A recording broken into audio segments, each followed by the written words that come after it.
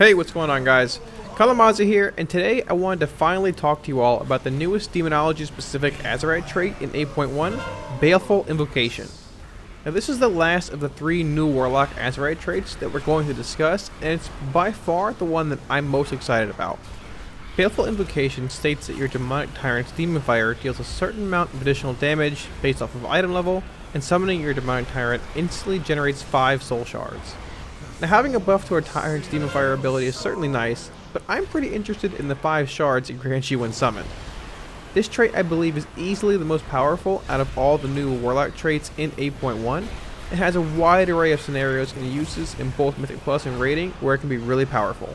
If you're interested in any of the weak auras you see here, I'll have a link to both my Twitch and Discord in the description below where you can find them both.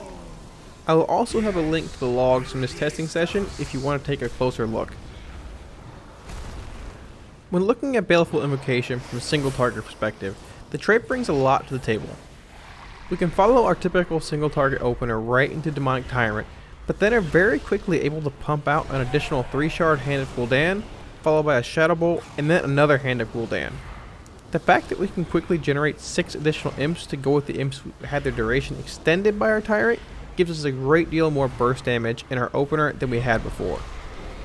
On fights where there are priority adds present or a burn phase present such as Gahoon, being able to generate a large amount of minions quickly is going to add a great deal of value to Demonology as a whole. Pairing it with the Supreme Commander Azerite trait, it gives us even more burst damage and a Demonic Core proc as well once our Tyrant expires. Pairing both traits together does make it so that a great deal of our damage is tied to our Demonic Tyrant windows. With it only being on a 1.5-minute cooldown, it's not as bad as Affliction is with Dark Lair or Destruction is with the Infernal. It is worth mentioning that the additional Demon Fire damage it grants our Demonic Tyrant does stack, further increasing our dependence on Demonic Tyrant if chosen. In Mythic Plus, I believe it's going to be a very strong option as well. With Demonic Tyrant on cooldown for only a 1.5 minutes, it makes planning its use on trash much easier than Dark Lair or the Infernal is for Affliction and Destruction. It's also going to be very strong when fueling implosions for larger trash pulls or for priority add damage such as the Matrons and Waycrest Manor. It is important to keep in mind, however, that your Demonic Tyrant does not buff implosions damage. The fact that you're able to quickly jump back to 5 shards means that you can cast Hand of Gul'dan for 3 shards, either a Soul Strike or a Shadow Bolt, and then another 3 shard Hand of Gul'dan into an implosion for a very large amount of damage pretty quickly in Mythic Plus. It will be important to keep a close eye on your Demonic Core procs though, as I have found they stack up pretty quickly once your extended pets expire, and then the pets from your 5 free shards begin to expire right around the same time as well. If you're running one Supreme Commander trait, you're also guaranteed a Demonic Core proc, so be sure not to cap out at 4 and waste a few procs.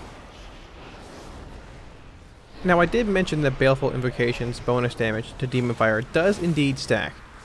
Recently, Sacrifice Souls received a bit of a nerf, decreasing the bonus damage each of our active pets gave to Shadow Bolt and Demonology by 1%. While it does not seem like much, when you have 10 or 15 pets active at times, it's around a 10 to 15% damage nerf to both Shadow Bolt and Demon Bolt. Demonic Consumption also, however, recently received a buff, greatly increasing the additional damage it does from each wild imp it consumes when summoned. I decided to test with Demonic Consumption in one Baleful Invocation Azerite piece.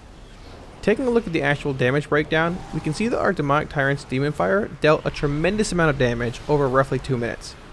Keep in mind that our Demonic Tyrant was only active for a total of 30 seconds as well over the course of that 2 minutes, and it was basically our highest damaging ability. Taking into account that the Felguard has 4 different abilities tied to its actual damage output, and you can really see the power of Demonic Consumption and Baleful Invocation. 453,000 damage is an insane amount of damage to be dealt over 30 seconds, and with Demonic Tyrant being on CD only a 1.5 minutes, makes for some really strong priority burst damage. I then thought to myself that I should run a quick test with all 3 Azerite traits being Baleful Invocation, and once again, I was blown away by the damage it dealt. Demon Fire dealt a total of 547,000 damage in just 2 uses over the course of 2 minutes. That means that over just 15 seconds, our Demonic Tyrant dealt nearly 300,000 damage. Running multiple Baleful Invocation traits and Demonic Consumption provides an insane amount of burst damage and could very easily be the go-to talent choice if Demonology ends up being the frontrunner for 8.1. Now obviously running demonic consumption does not play well with implosion at times, but you don't always have to cast your demonic tyrant in Mythic Plus or other spots where implosion is warranted. Having an insane amount of on-command burst like that makes Demonology even stronger in a sense for Mythic Plus.